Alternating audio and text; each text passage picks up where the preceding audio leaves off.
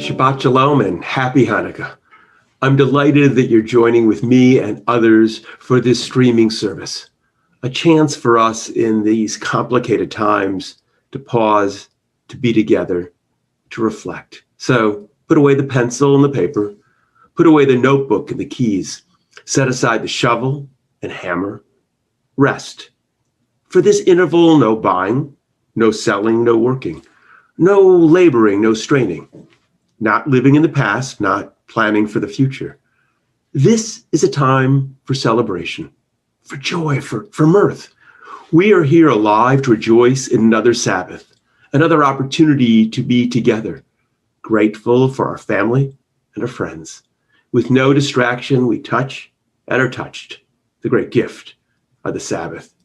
So I'm Rabbi Robert Barr of Congregation Beth Adam. That's our bricks and mortar congregation here in Greater Cincinnati, and our Jewish community, our online congregation. We've been streaming services for over a decade. We recognized early that the internet provided us an opportunity to reach out to people around the world, to share the voice of Judaism that we give expression to here in Greater Cincinnati. And with the pandemic and social distancing, the internet and technology has become even more important. It allows us to know that even though we may be sitting in our own homes right now, we are connected and we are part of something larger than ourselves. And the voice of Judaism is essential as well. Technology provides an opportunity to connect, but the voice of Judaism underpins all that. And here at Congregation Beth Adam, in our Jewish community, we believe in a bold and dynamic Judaism. We're concerned about our descendants. What are we leaving them? Our ancestors had the opportunity to create a Judaism that was reflective of who they were, the knowledge that they had, the way they understood the universe and their place within it. We have new understanding and new ideas. And it's incumbent upon us to create a Judaism that is reflective of that. And that's what we've been doing here at Congregation Beth Adam for 40 years. So I'm glad you're joining me for this Shabbat and this Hanukkah service and with each other. Please let us know where you're participating from. And when you leave a comment, please make sure that it's welcoming and inclusive. If you like to chat during services, I suggest you go to bethadam.org and click on the Shabbat Stream Now service. There's a group there that's very chatty. And if not, you can stay on one of our Facebook pages. I know too that many people cannot watch at 6 o'clock Eastern time. It doesn't fit into the schedule. So whenever you're participating, I am delighted you're here. Now we're going to continue our service with the lighting of the Shabbat candles. On this Sabbath, we create our moment in time.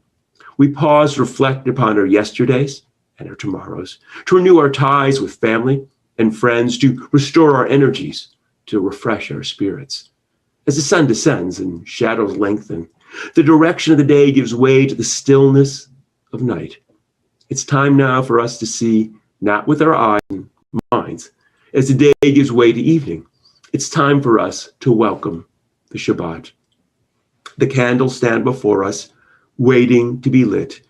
We recall our ancestors as we too seek to dispel the darkness and banish the cold, to bring glowing softness, warmth, and safety into our homes.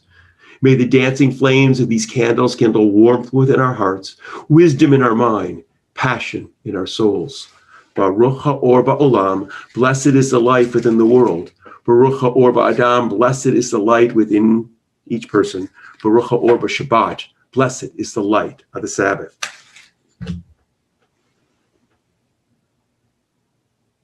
Oh, I lit it in one, got it lit in one stroke of the matchbox, but it went out when I touched the candle. I tell you, I have more problems with matches. I need a remedial course if anyone wants to give me a course in better match lighting. Okay, got it. 2 times the charm. So it's Hanukkah. So in honor and in celebration of Hanukkah, we continue. Hanukkah is about the changing of seasons. As we move toward winter, darkness comes earlier each day, and we depend on heavy clothes and the security of our homes for warmth. Long ago, before there were telescopes, before scientists understood the motion of the planets, People feared cold and darkness of winter. They made up stories to explain the changing seasons and ceremonies to restore warmth and light to the earth. Though today we know that the winter will pass, we light our Hanukkah candles to bring warmth and light to our lives. Hanukkah is about renewal. When Antiochus and his Syrian troops destroyed the Temple of Jerusalem, the Jewish world was in jeopardy.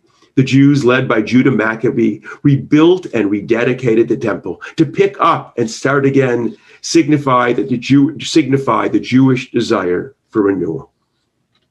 Hanukkah is about legends.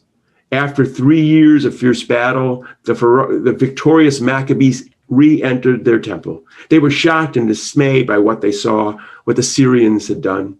The temple had been burned and robbed. Pigs had been sacrificed upon the holy altar. The Maccabees cleared the temple of all the debris and swept its courts clean and prepared the sanctuary. For 8 days, they celebrated a service of rededication. And much later, in order to explain the 8-day celebration, the rabbis then created a legend. This legend, in fact. When the Maccabees prepared to rededicate the temple, they discovered only oil to light the holy lamp for 1 day. Messengers were sent behind enemy lines to find more oil. When they returned, they were greeted by the sight of the lamp still burning after 8 days. The legend tells us that a miracle had occurred, that the oil had lasted not 1 day, but 8. On Hanukkah, we appreciate the stories of the past. Yes, the cup of oil that lasted 8 days. That's a legend created hundreds of years after the rededication of the temple, a legend created by the rabbis to affirm their particular theological beliefs. I had an opportunity a couple of days ago to have a conversation with Rabbi David Burstein about Hanukkah. Listen, learn, and enjoy. So it's great to be back with Rabbi David Burstein, and we are having this conversation a few days before the arrival of Hanukkah.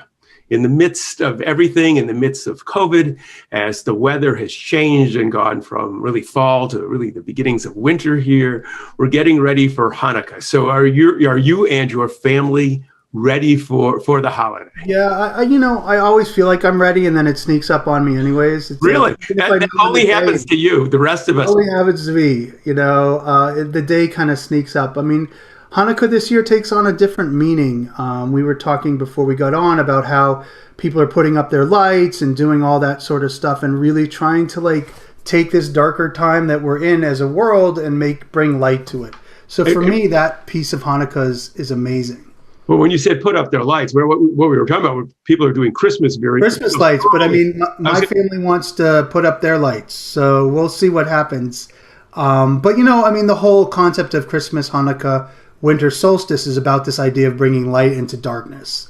Right. And I can't think of a darker kind of experience than what we're going through here in the United States and all around the world. This kind of idea that we could have a holiday that just celebrates light. Well, ironically, in many ways, it's going back to the earliest origins of the holiday. The story of the Maccabees and the rededicating the temple, and then eventually the rabbis create the legend of the cup of oil. Hanukkah, the best we can understand it, and Christmas and winter solstice all comes from some pre-religious, what we would call pre-Jewish, or we would call them pagan, I suppose, holidays that were coping with the fact that as the days got shorter and people didn't understand what was happening, it was a frightening time. Darkness was frightening. When you think about before, in a world long before electricity, a world before they understood that the seasons, the sun seems to be diminishing, and the idea of sympathetic magic, where they would light fires to help the sun grow, makes a lot of sense. And in some ways, while we understand what's happening, that feeling of darkness and isolation is more profound, I think, this year than in any recent years that I can remember. Right, in the concept of physical darkness and metaphorical darkness kind of mixing together, But I think about our people that are looking at the service that live in other countries like Australia and places where it's flipped. I'm always interested in their experience because, it's summertime. Right. And to be here where it's getting darker, where it's the days are getting shorter, and this winter is going to be a cold and dark one. So the idea of creating light in that time and having family ritual around that time sounds really wonderful. Absolutely. Before we get to talk about family ritual and things like that, I do think that your point about people who live in the Southern Hemisphere is really important. I think we tend to forget that the calendar that we live with, the Jewish calendar and the holidays, really are a function of North American, Northern Hemisphere, not North American, Right. Northern Hemispheric experience, the way that the seasons played out. And I tend to think we forget how much place and geography and experience influences so many aspects of our religious life. And even within our own country, when you get to the southern states, what Christmas or Hanukkah looks like there is much different than what it looks like up here. And, just the idea of what is Hanukkah, what is Christmas, what is solstice, and the idea of time versus the experience of it. Right. And I think that the emotional piece is going to be pretty profound this year. Yeah. The sense of we got through Thanksgiving. Lots of people wanted in North America. I think 50 million was a number I heard. People traveled, whether they were out of a sense of, we talk about Zoom fatigue, we talk about pandemic fatigue, and people are just feel isolated. So people really wanted to connect the consequences and how that's going to ripple through. We're still seeing, it's still sort of evolving. But I think, Hanukkah, again, it's a chance that families are together, probably not the same intensity as Thanksgiving. It's a little bit different.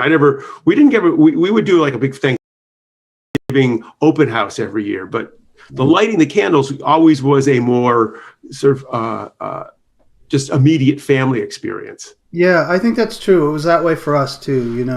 I grew up as one of the only Jewish kids in my neighborhood, so I spent a lot of time decorating Christmas trees coming up in the time moving forward. And it was, and I grew up loving Christmas, like loving the idea of Christmas, the concept of Christmas. Even though it wasn't my religious ceremony, the cultural aspect of it was really strong.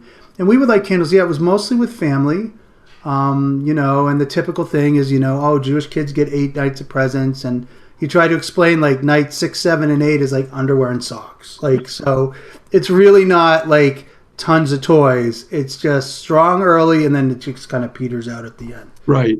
And it was funny. Growing up as a kid, that certainly was never my experience. And I suppose with our kids, and it was something that one of our members raised or talked about, changing the idea of gifts to themes. So each night became a theme. So there were things that we did that had nothing to do with gift giving.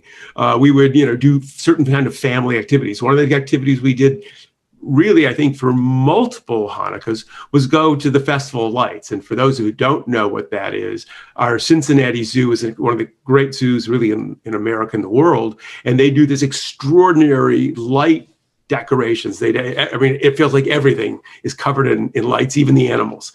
Not really. But we would go at night. It was this wonderful tradition we had. It was if it was a brisk night, you went into you went into the reptile house to warm up. But it was always interesting because the animals were asleep a lot of the times. They were, or some of the animals that were really night animals were far more active than we ever saw them. But it was fun, and we would get hot chocolate. So Hanukkah, we did different things, different nights. We had a game night, and so it's not just about gift giving. It was about creating experiences together. Well, we do the tradition we have here is 1 gift in, 8 gifts out. So like every night we have a big box, and we have them donate toys or whatever they're not using, and then we take them to a shelter at the end of Hanukkah. So it's a lot of, as a gift comes in, something goes out. Because when you have 3 kids, it's like, if you don't do that, first of all, it's going to get crazy here. And second, we want them to appreciate, especially this year, appreciate how grateful we are for what we have. Mm-hmm. We're blessed to have a home that we can be in, that we have space that we can move around in, and that we're safe for now. As you said, like, we're going to see how this pans out after Thanksgiving.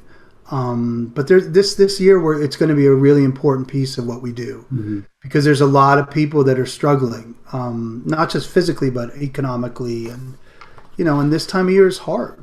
It's hard for people, but I think to bring that light in, and I love the idea of looking at Hanukkah and Christmas and solstice as these ancient practices of sympathetic magic that have been taken on and shifted over the years, and really, like in the last 100 years, turned into what we know of it as today. Right. I mean, I think the important thing too is, holidays change over time. And some people try to claim that it's fixed and rigid and this is the way it's going to be, or this is the way it's always been. They pretend it's always been one way, even though we can see the evolution of a holiday. And then they say it's fixed.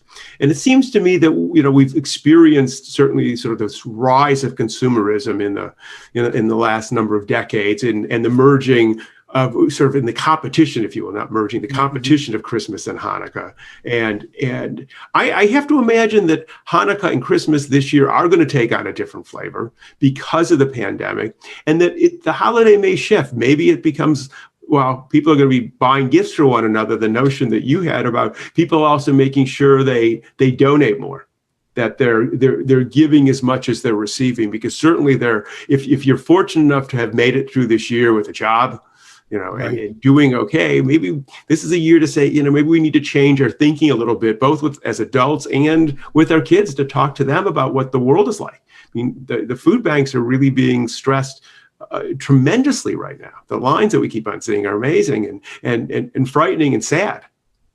Well, it's interesting that, thinking about what we're going to do with the kids in our village in the religious school, is that we've been sending them boxes each week with different projects, and we're going to ask them to take all the extra boxes that they have and fill them up with canned goods and stuff like that to bring to a shelter somewhere, or to put donations in, because again, we're lucky in our community right now, and there's so many people. There's so many people that even putting food on the table is going to be hard this year, and it's real. I think this year is a real. We started at the beginning talking about how people want to put lights up and do whatever. I think that we're doing anything we can to stay out of that dark place, both physically and metaphorically. And how are you talking to people who are feeling down? How would, because I think, we're talking about it in the sort of the collective, but the reality is individually, we may be feeling dark, sad, alone, frustrated, depressed. What kinds of things as you talk to people, have you been saying? That's okay. Like that they don't have to pretend like they're not feeling those things, that we're dealing with a unique experience, at least in my lifetime for sure, of a collective loss. One of the things that's been hardest for me with my own kids is that it's one loss after another.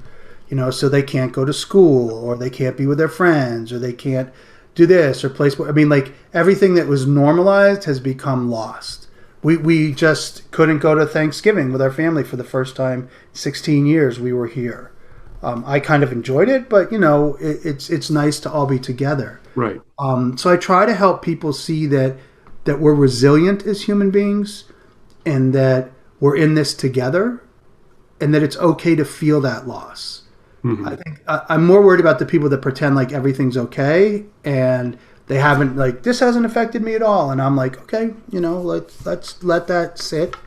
I think it's unique because it's a collective story, which isn't usually that way with loss. And I think this time of year is hard for people anyways. I think the holidays are hard, especially for people that don't have family, or their family has passed away or died, or whatever it is. And this year especially, I think for a lot of people, I mean, at this point, over almost 260,000 people have died from COVID, and which means there's going to be, a lot of empty spaces at these holidays that when you normally would have people, or even that people can't even get together for the holiday.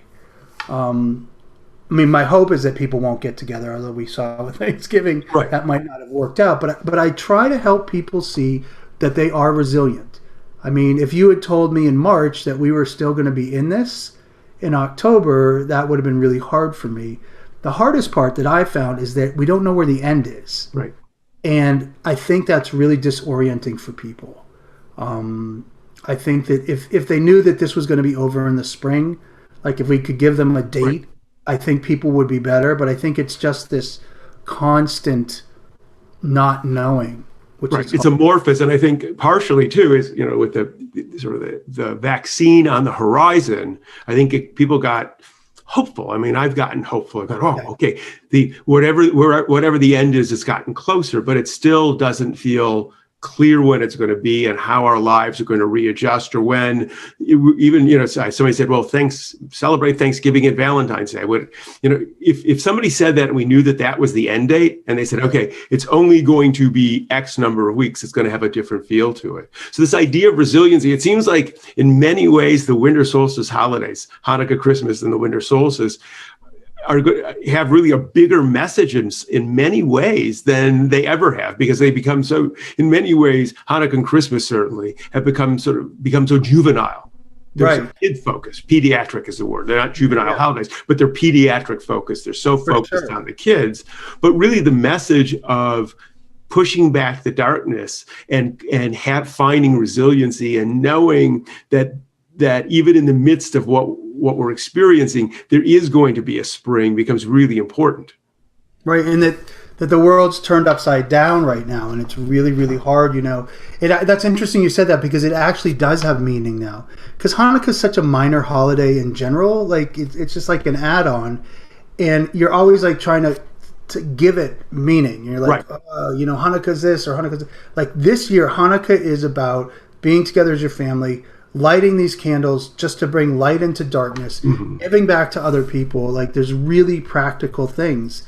And I think it's going to be interesting. I mean, we have this stack up of holidays in the United States, especially North America. We have, we have Thanksgiving, we have Hanukkah, Christmas, and then we have New Year's. All are holidays where you're with lots of people. And the reality is that that's not good for us right now. To do that, but to really acknowledge, and I think it's weird, but I think it really has acknowledged how much we need other people. Yes. Not being able to be with them, like, you kind of take it for granted. Oh, I'm going to see X, Y, or Z at this holiday party, and we do it every year, blah, blah, blah. And like this year, you can't do that. But I think it's about the activity or the memories that are created. Like you were talking about the festival lights, drinking hot cocoa, walking around, being together as a family. Like we have to see if we can recalibrate these holidays right now. Right. Absolutely. And maybe this year there's when we talk about making donations versus just gift giving, as a new ritual, maybe there are new rituals around the lights. I'm wondering if this year we light 8 candles every night versus one a night. I love that idea. Something different that we acknowledge. It'll screw up our boxes of candles. That's right. As I was coming up with that, I was trying to figure it out. You're going to need a lot more candles, but I love that idea. Or the idea of putting your Hanukkah or your menorah in the window. Like how important that is right now. Right. Which is a traditional thing that is certainly in Israel. You'll see that when you live in Israel, you'll see people here. That's not as common in the United States. But the idea but it's like decorating your house with lights on the outside. It's an interesting idea. You putting lights on the outside is inverting what is most common. Typically, we turn our lights on the inside. Yeah. Right. We invert it. But I'm wondering how we could acknowledge, and the conversations that we could have as adults and as kids, with our kids and with grandkids and relatives, nieces and nephews, about resiliency and light, and how, the notion is light is stronger than darkness is really interesting, because really a candle does change a room. Yeah. It pierces the darkness. It can penetrate in space, and talk about that idea as a concept with each other, and begin to draw from that. And maybe Hanukkah can be a holiday that's have a more sophisticated conversation than we've typically had in years past. Yeah, and to take it back just from the kids. Mm-hmm. Yes. As an educator, I like it because I work with kids a lot. But to say we can have this pediatric holiday where it's fun and we give gifts and blah blah blah, but it evolves as we get older. And it can have meaning as we get older. I mean, I feel that way about Passover too, where you can have the fun part, and then there's pieces of it about redemption, about some of these other thematics, right? That are really important too. And and to celebrate Christmas with your friends. If you celebrate Christmas in your home or solstice or Hanukkah, just it's all about the same thing. Right. I mean, that's the one place where they're all similar, is it's about the same thing, which is that bringing light into darkness and the magic of that. It's wonderful. I mean, I think this year it's so important, and I hope for your family and to all the people who are participating that the lights of this season do help push back the darkness. And while we could acknowledge, and we should acknowledge if we're not feeling good, that that's an appropriate thing to do, that we can also find joy and hope and strength and a sense of resiliency as we see the flickering flames or the lights that are dotting people's houses or neighborhoods, that they say to us that even in the darkness of time, there is that possibility of change. And it's strong, and it's happened before, and it can happen again, and that we pass through this phase.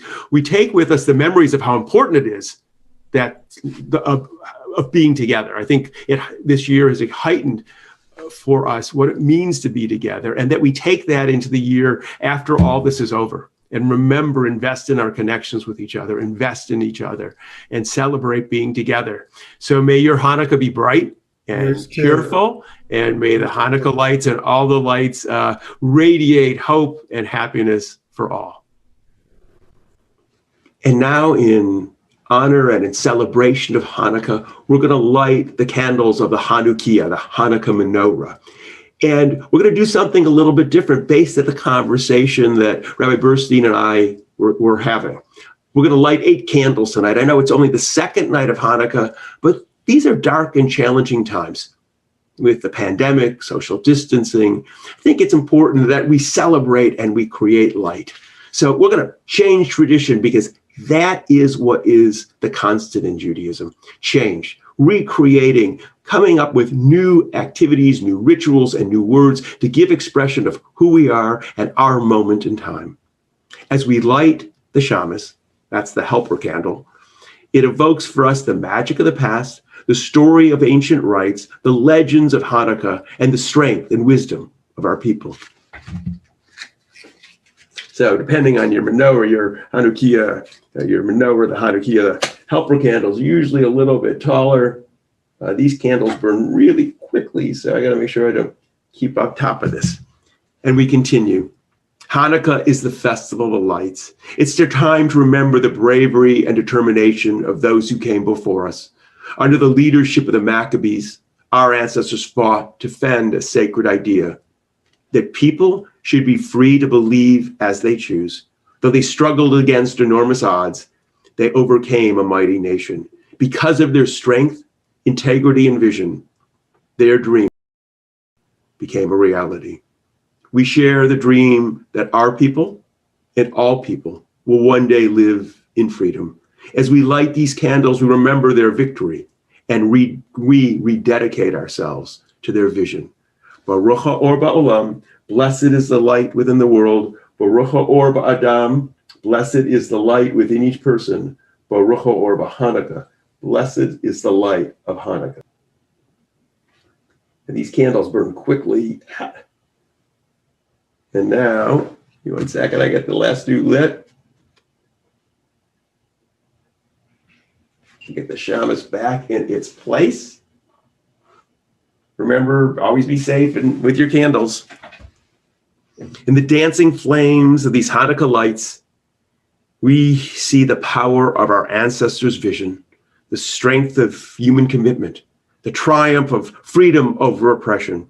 The events of the past and the values of our present join now in our dreams and hopes for the future. May the lights of courage and commitment shine and inspire us to action. May the lights of freedom burn brightly in this and in every generation. May the lights of Hanukkah remain as beacons which illuminate the darkness.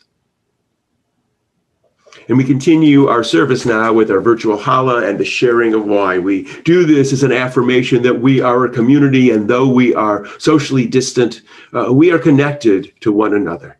So as the fingers of the challah intertwine, we join hands in our common humanity, sharing the fruits of our labor. We cherish that which has been created through human effort.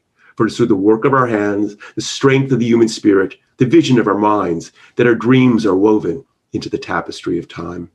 We celebrate the accomplishments of yesterday and today, anticipating the possibilities of tomorrow.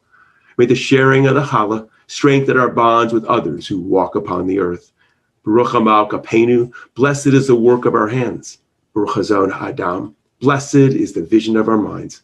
Baruch Lechem Haaretz, blessed is the bread of the earth. And then if you have some juice or wine, join with me.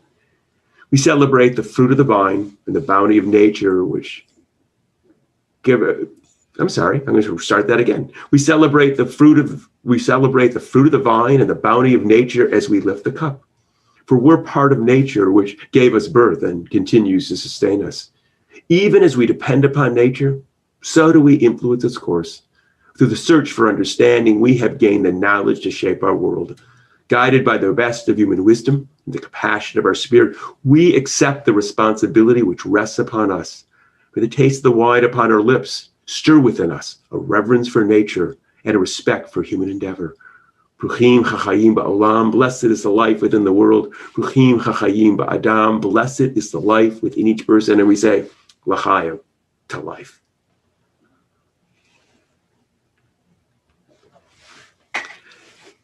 If you have joined with us before, that you know that once a month we read in our memorial, we have a memorial. We read the names of our deceased loved ones. We do that both for our bricks and mortar members as well as members of our online community. So if you hold a name in your heart that you would be like included in our memorial list that we'll be reading next week, please email that name to me at rabbi@bethadam.org. rabbi@bethadam.org.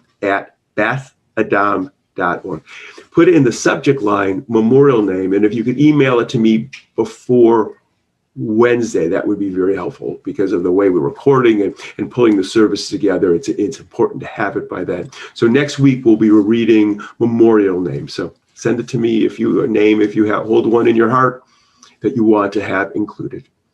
And also, as the year is drawing to an end, we hope you consider making a donation to Beth Adam and our Jewish community as an affirmation of your support of what we're doing, as a way to let us know that you value what we're doing. Whatever amount you can give is genuinely appreciated. And I know people have already given and made donations, and those who have, thank you so much. We genuinely appreciate it. And if you want to make a donation, go to bethadam.org and you'll see up at the top, it'll say donate, and there'll be a little drop-down menu. You click on donate again, and there's a page that you can fill out your information, and there's a pull-down menu to let us know what fund you're contributing to, and please put it in our Jewish community tribute. That lets us track that, and then you can add your credit card information, and that's really helps us a lot. We really genuinely appreciate it, all the support you have given and all the support that I hope you continue to give.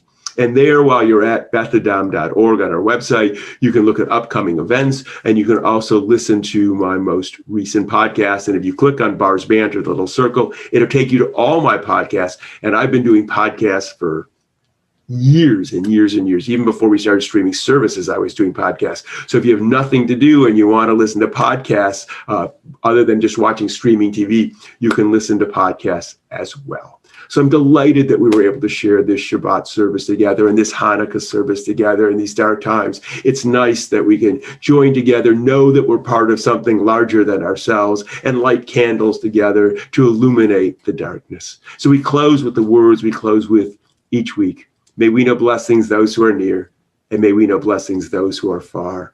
And may this Sabbath bring its goodness to everyone soon, wherever they are. Shabbat Shalom and Happy Hanukkah.